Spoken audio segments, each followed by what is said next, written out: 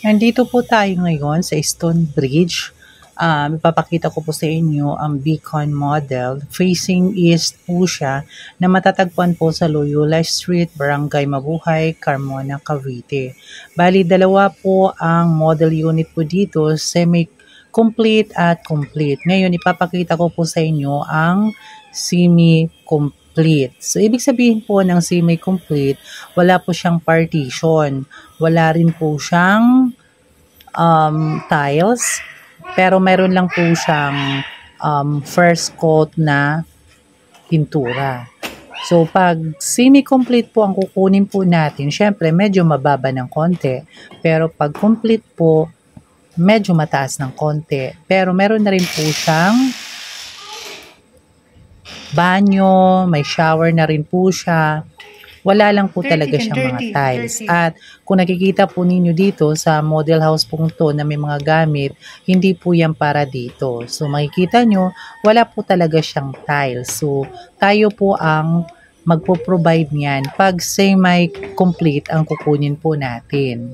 Bali, ilalagay ko na lang po dito ang mga details kung paano po, kung ilan po ang lot area, ilan ang floor area, lalong-lalo na ang reservation fee at saka ilang buwan po dapat magbayad sa amortization at yung required na monthly income po natin para po makakuha po tayo ng bahay na ito dito po sa Stone Bridge. So pag gusto po ninyo ng semi-complete, ito po. Pero pag gusto nyo po ng complete, mamaya-maya makikita po ninyo sa unahan po ng aking pong video.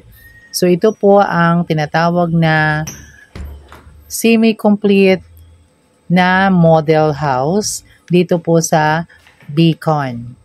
So available po siya sa 80 to 88 lot area at ang floor area po niya is 90.40 square meters.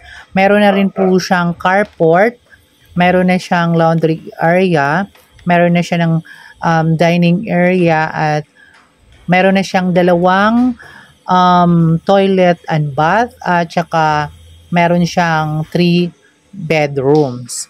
So nasa sa inyo na po yan kung alin po ang gusto nyo. Andito naman ngayon ay papakita ko po sa inyo ang dress up ng bahay, pero hindi po ibig sabihin na pag na-turn over po ito sa inyo, ganito na po ang itsura. Kung makikita po ninyo, pagpasok pa lang po natin, ayan, mayroon na po siyang mga cabinet, mga appliances, naka-tiles na siya, meron na siyang cabinets or whatsoever. Dress up lang po yan para po tayo po ay makakuha po tayo ng idea. So, ibig sabihin, hindi po ganyan pag na-turn over na po natin kasi semi-complete lang po ang kukunin natin. Pero pag complete na po, meron na po siyang cabinet, meron na siyang kung ano-ano. Wala lang po siyang gamit.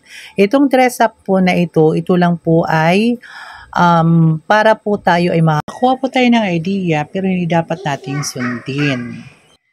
Kung ano po ang gusto nating makikita po sa loob po ng ating bahay. Hindi po ibig sabihin na porket ganito yung dress up, ganun din ang gagawin po natin. Hindi po. Nasa atin na po yun kung babaguhin natin, kung baga kukuha lang po tayo ng idea. So kung aakyat po tayo dito sa taas, meron pong 3 bed. Ayan po, ito po yung una. Yan. So, titingnan po natin, pwede tayong kumuha ng idea dyan, pero kung meron na naman tayong mga naisip na gagawin sa ating pong rooms, yun na po. So ito po yung una, pupunta na po tayo dun sa pangalawa. So pagpunta po natin dito, may makita po tayo yung pangalawang toilet and bath. So yan po ang makikita po natin sa dress up po. Ano lang po to ha, idea lang po. Ito yung pangalawang bed. So, makikita po natin, yan. Makikita po natin yung sa labas. So, tayo na po ang bahala kung ano po yung design ang gagawin natin po sa bahay po natin. Basta ito lang po ay pinapakita lang po sa atin. So, punta tayo sa pangatlo at last na bedroom. Ito po ay matatagpuan po dito at the same time, medyo malaki rin po siya. Pero nasa sa inyo na po yan. Kasi dito may terasa po. Ayan po, makikita po natin. Diyan po nakalocate yung terrace sa taas. Nasa sa atin na po yan kung lalagyan po natin siya ng kwarto or hindi. Basta, ito pong model unit dito sa Beacon is good for 3 bedrooms. So, nasa sa atin na po yan kung ano po yung gagawin natin na design. Kasi ito ay parang kukuha lang po tayo ng idea dito. Hindi po ito yung talagang actual na makikita po natin once na turnover na. Kasi pag na turnover to, kung semi-complete at saka complete, wala pa pong mga gamit. So, nasa sa inyo na po yan kung ano po yung gagawin nyo sa bahay nyo kung mato-turnover na po sa inyo. Depende na po yan kung gagayahin nyo or depende na yan kung gagawa po kayo ng sarili nyong design. Hindi naman po ibig sabihin na kinakailangan nyo pong kopyahin lahat po ng makikita po natin dito as a design po sa bahay. Dress up lang po ito para makakuha po tayo ng idea kung ano po ang gagawin natin pag bumili po tayo ng ganitong bahay dito po sa Stonebridge. So sana nasa atin na po yan kung ano po yung gagawin po natin ng design if ever na kukuha po kayo dito. So yan po, kung makikita po ninyo, talagang maganda po talaga dito sa Stonebridge. Kaya ano pang inaantay nyo? Tara na!